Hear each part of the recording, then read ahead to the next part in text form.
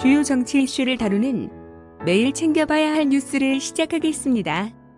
유재수 전 부시장 감찰 무마 의혹을 받고 있는 조국이에 대한 검찰의 구속영장이 기각됐습니다. 조국이의 구속영장 실질 심사를 담당한 서울 동부지법 권덕진 영장전담 부장판사는 범죄 혐의가 소명되나 증거를 인멸할 염려는 없다며 영장 기각 이유를 설명했습니다. 적폐 청산한다며 직권남용 내세워 줄줄이 구속 퍼레이드를 쳐버리던 법원의 구속 사유가 한마디로 갈팡질팡하고 자빠졌습니다. 이렇게 판결 내린 영장 판사에게 한번 물어보죠. 그럼 우병우 전 비서실장은 조국이보다 범죄 역량이 약한 직무유기 수준인데 왜 구속한 건가요? 공수처가 설치될 것 같으니 부장판사가 몸을 사리는 걸까요? 진중권 전 동양대 교수가 26일 우리 사회에는 음모론을 생산해 판매하는 대기업이 둘 있는데 하나는 유시민의 알릴레오, 다른 하나는 김어준의 뉴스공장으로 이 두 기업 매출액이 상당한 것으로 안다며 유시민 노무현 재단 이사장이 뉴스 소비자를 끌어들이기 위해 음모론을 퍼뜨리고 있다고 주장했습니다. 지난해 3월 18일 심상정 정의당 의원은 자유한국당을 제외한 여야 사당의 선거제 개편안에 대해 설명하면서 국민들은 자세히 몰라도 된다는 취지의 발언을 했다는 의혹이 제기돼 논란을 일으킨 바 있습니다. 대구매일신문은 연동형 비례대표 선거제 관련 지금 비례한국당, 비례민주당 출연에 닥쳤던 계지붕 쳐다보는 격이 되어버릴 심상정이 심경변화를 재미나게 표현한 만평을 실었는데요. 민경욱 의원은 만평을 자신의 페이스북에 게재해놓고 참 정의롭다라는 짤막한 말로 정의당을 우회적으로 저격했습니다. 외교부는 지난 24일 중국 스촨성 청두에서 열린 한일 정상회담에서 문재인의 모두 발언 도중 일본 측이 취재진을 퇴장시킨 데 대해 강한 유감을 전달했다고 밝혔습니다. 여기서 한마디 안 할래야 안 할 수 없습니다. 지난해 문재인 중국 방문 시 수행 기자가 중국 경비원으로부터 안면이 골절되는 폭행을 당해도 그저 눈치나 살피며 제대로 사과조차 받아내지 못했던 문재인 좌파 정권이 일본에게는 왜 이렇게 즉각적인 반응을 보이는 걸까요? 상대가 누구냐에 따라 다른 태도를 보이는 게 참 역겹다는 뜻입니다. 온라인 누리꾼들의 반응도 비슷합니다. 한 네티즌은 중국은 미세먼지 처먹이고 대놓고 속국 취급해도 눈치 보고 굽신거리고 일본한테 큰 소리 치는 거 보소? 일본이 좋다는 게 아니라 태도가 너무 다른 걸 지적하는 거다. 북한도 삶은 소대가리라 해도 직소리 못하고 문재인의 국력은 선택적인가 보다며 조소했습니다. 검찰이 조국이의 부인 정경심 씨 재판에서 검찰의 공소장 변경 신청을 기각한 서울중앙지법 형사합의 25부의 송인권 판사가 고발된 데 대해 수사를 검토하겠다는 입장을 밝혔습니다.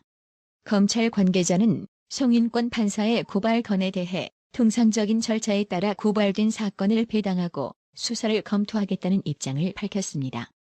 앞서 시민단체 법치주의 바로 세우기 행동연대는 지난 22일 오전 송인권 판사를 허위 공문서 작성 등 혐의로 서울중앙지검에 고발했습니다. 법치주의 바로 세우기 행동연대는 또 정경심에 대한 보상 여부를 검토할 것 등의 재판부 주요 발언이 누락된 것도 명백히 허위로 공판조서로 작성한 것이라며 공판조서는 형사소송법상 절대적 증명력이 있다. 당사자의 공격, 방어 또는 상소 이유의 유죄를 판단할 때 중요한 자료가 되는 것으로 항소심 재판에 큰 영향을 미칠 수 있다고 지적했습니다. 이어 판사가 재판 과정에서 위법을 저지른 중대한 범죄 행위이므로 철저한 수사를 통해 엄벌에 처해야 한다고 덧붙였습니다. 법치주의 바로 세우기 행동연대는 지난 13일에도 송인권 판사를 직권남용 혐의로 고발했습니다. 법치주의 바로 세우기 행동연대는 송인권 판사가 공소장 변경 신청을 불허한 것은 재량권의 일탈남용에 해당하는 위법 행위라고 했습니다. 민주당이 그토록 갈망하며 밀어붙인 공수처 최종안을 보면 문제점이 한두 가지가 아닙니다. 검찰이나 경찰이 범죄를 수사하는 과정에서 고위공직자 범죄 등을 인지하면 그 사실을 즉시 공수처에 통보하고 통보받은 사건을 공수처가 수사하겠다고 나서면 검경은 즉각 사건을 공수처에 넘겨야 한다고 되어 있습니다. 한마디로 검찰 정위에 더 막강한 사정기관이 세워지지만 공수처를 통제할 수단은 없습니다. 검찰이 공수처 설치법 최종안에 처음으로 공식 입장을 밝혔습니다.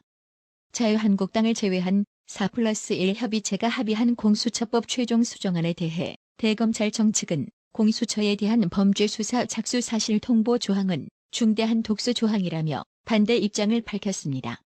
그동안 국회 결정을 존중한다는 원론적인 입장을 밝혀온 검찰이 정면으로 반대 의견을 표명한 것입니다.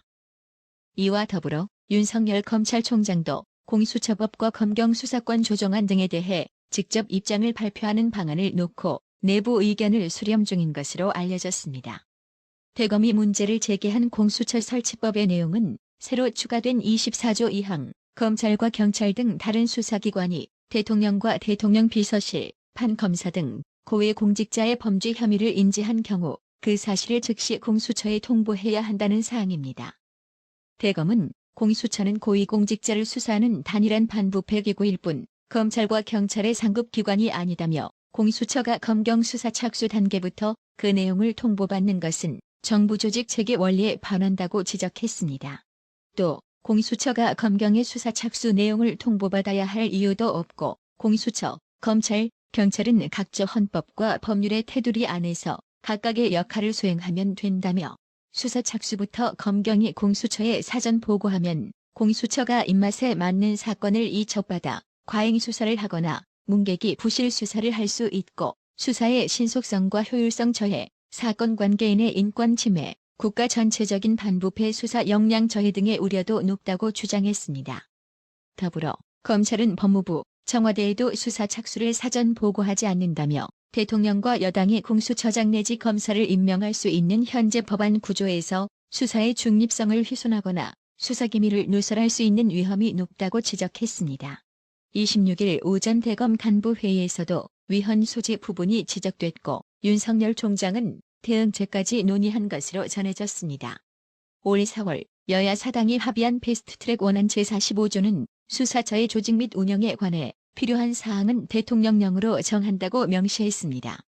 그러나 공수처 수정안은 이 조항을 수사처의 조직 및 운영에 관해 필요한 사항은 수사처 규칙으로 정한다고 바꿨습니다. 대통령령을 수사권 규칙으로 바꾼 것입니다. 수정안의 다른 조항에도 곳곳에 수사권 규칙이라는 단어가 추가됐습니다. 공수처 검사와 수사관의 조건을 명시한 제8조 1항과 제10조 1항에는 각각 수사처 규칙으로 정하는 조사 업무의 실무를 5년 이상 수행한 경력이 있는 사람이 새로 들어갔습니다. 다른 수사기관과의 관계에 대해 수사처 규칙으로 정한 기간과 방법으로 수사 개시 여부를 회신해야 한다는 제24조 사항은 아예 신설됐습니다. 대한민국 헌법은 규칙을 제정할 수 있는 권한을 가진 기관으로 국회, 법원, 헌법재판소, 중앙선거관리위원회 등 4곳만을 명시하고 있습니다. 그 외 기관은 대통령령이나 불령 등을 제정할 수 있을 뿐입니다. 이 때문에 법조계에서는 헌법상 규칙 제정권을 부여받지 않은 기관인 공수처가 규칙을 만드는 권한을 갖는 것은 위헌이라는 지적이 나옵니다. 특히 규칙을 제정할 수 있는 공수처장이 검사와 수사관의 자격, 다른 수사기관이 통보해온 사건의 수사 여부를 마음대로 정할 수 있다는 점은 더 큰 문제입니다. 여야 4+1 협의체는 자율적인 규칙 제정권을 부여하여 제도적 독립성을 보장한다고 설명하고 있지만 각종 세부 사항을 대통령이 임명하는 공수처장이 정할 수 있게 하면서 공수처를 견제할 방안을 없앴다는 비판이 나옵니다. 모든 것에 우선하는 초헌법적 기구가 만들어지는 조항이 포함됐는데 누가 언제 포함시켰는지 아무도 모르고 있다는 혹평까지 제기됩니다. 이처럼 공수처의 규칙제 정권까지 부여한 것은 좌파들이 점령한 공수처를 정권 바뀌어도 그 수사 권한의 특권을 계속 유지하겠다는 속셈으로 보입니다. 그러니 대통령령을 공수처 수사처 규칙으로 변경한 것이겠지요. 법조계에선 공수처 검사의 조건에 대해선 위헌 소지뿐 아니라 법령 위반에 해당한다는 지적이 나옵니다. 검찰청법 제29조는 검사의 임명 자격을 사법시험에 합격해 사법연수원 과정을 마친 사람, 변호사 자격이 있는 사람으로 명시합니다. 그런데 공수처법 수정안은 조사 업무를 5년 이상 수행하면 검사로 임용할 수 있게 하면서 법령이 정한 검사를 임용할 수 있는 자격을 무시했다는 것입니다. 법조계에선 정부 여당이 특정 성향을 지닌 제야 인물들을 공수처 검사로 임용한 뒤 정치적 수사에 활용하기 위한 포석이라는 분석이 나옵니다. 대검찰청이 민주당과 여권 군소 정당이 최근 합의한 공수처 설치법에 대해 중대한 독소 조항이라며 강한 어조로 반대 입장문을 낸 것은 윤석열 검찰총장의 뜻이었다고 합니다. 윤석열 총장은 애초 공수처 설치에 대해 반대 입장이 아니었습니다. 하지만 민주당과 군소 정당이 공수처법에 검경이 인지한 고위 공직자 범죄를 즉시 공수처에 통보해야 한다는 조항을 추가한 사실을 25일 오전 대검 간부로부터 보고받고 격앙했다고 합니다. 검찰 간부들도 이 조항이 추가된 사실을 지난 24일 저녁에야 알고 하루 뒤 윤석열 총장에게 보고한 것으로 전해졌습니다. 이후 윤석열 총장이 입장문을 내도록 지시했고 입장문은 25일 저녁 7시 49분에 나왔습니다. 입장문에 수사 검열 독소 조항 등의 강경한 표현이 들어간 것은 이 같은 윤석열 총장과 대검의 강한 불만의 기류가 반영된 것입니다. 자유한국당은 26일 4+1 협의체가 마련한 공수처 설치법 수정안에 대해 측근 비리는 뭉개고 정적의 비리는 가차없이 제거하겠다는 속내라고 비판했습니다. 심재철 원내대표와 김재원 정책위 의장 등 한국당 의원 5명은 26일 국회에서 기자회견을 열고 공수처법 내용 중 다른 수사기관이 범죄를 수사하는 과정에서 고위 공직자 범죄 등을 인지한 경우 그 사실을 즉시 수사처에 통보하여야 한다는 제24조 제2항은 최악의 독소조항이라고 주장했습니다. 심재철 원내대표는 첩보 보고가 아니라 이첩 요구만 할 수 있어도 충분히 무소불위 권한인데 이 조항은 이첩하기 전에 최초 단계에서부터 아예 싹을 자르겠다는 것이라며 내 마음대로 선택적으로 수사해 살아있는 권력에 대한 수사는 시작하기도 전에 묻히게 될 것이라고 지적했습니다. 김재원 정책위 의장은 최종적인 합의에 이르지는 못했지만 민주당과 공수처 법안을 놓고 협의를 한 적이 있고 당시 사건 이첩 규정에 대해 문제를 제기해 사건 이첩을 수사기관장의 협의에 따라 하기로 합의했었다며 그런데 그 규정은 온데간데 없고 오히려 첩보 단계에서 보고를 받겠다고 한다. 용서할 수 없는 일이라고 비판했습니다. 한국당이 과거 문제점을 지적한 조항들이 수정안에서 더욱 악화했다는 주장입니다. 한국당은 또 공수처 검사의 자격 요건이 재판, 수사, 조사 업무 실무 경력 10년에서 5년으로 수사관 자격 요건이 5년 이상 조사, 수사 재판 업무 경력에서 7급 이상 공무원으로 완화된 점도 문제로 지적했습니다. 심재철 원내대표는 전문성은 빼고 자기 입맛에 맞는 사람, 말 잘 듣는 사람을 써서 정치적으로 써먹겠다는 의도가 드러났다고 쏘아붙였습니다. 한국당 법사위 간사인 김도읍 의원은 밀실 야합 세력이 국민 몰래 청와대 비리는 덮고 대통령 정적은 손쉽게 제거하는 괴물 공수처를 탄생시켰다고 했습니다. 이에 4+1 협의체는 국회 정론관에서 기자회견을 열고 현실적 어려움을 타개하고 공수처 기능을 원활하게 하기 위함이라며 어떤 정치적 목적과 의도를 가진 것이 아니다고 허튼 소리 반박을 했는데요. 지금 검찰의 수사에 사사건건 지랄 발광하고 트집 잡는 꼬라지를 보면 공수처 설치의 속셈은 대한민국 국민이라면 다 알 겁니다. 4+1 협의체에서 수사권 조정 법안을 협의하며 회의록 등 아무런 공식 기록을 남기지 않은 것만 봐도 구린내가 얼마나 진동하길래라는 생각이 그냥 마구잡이로 듭니다. 한 현직 검사는 이번 법안이 어떤 경위와 취지로 만들어졌는지에 대한 기록이 전무하다며 날림도 이런 날림이 없다고 지적했습니다. 장성영님, 5904님, 항상 정기적 구독료 후원 정말 감사합니다. 나라의 TV는 보다 더 양질의 컨텐츠를 생산하기 위해 자발적 구독료를 후원 형식으로 받고 있으니 많은 성원 부탁드립니다. 시청해주셔서 감사합니다. 구독은 꼭 눌러주세요.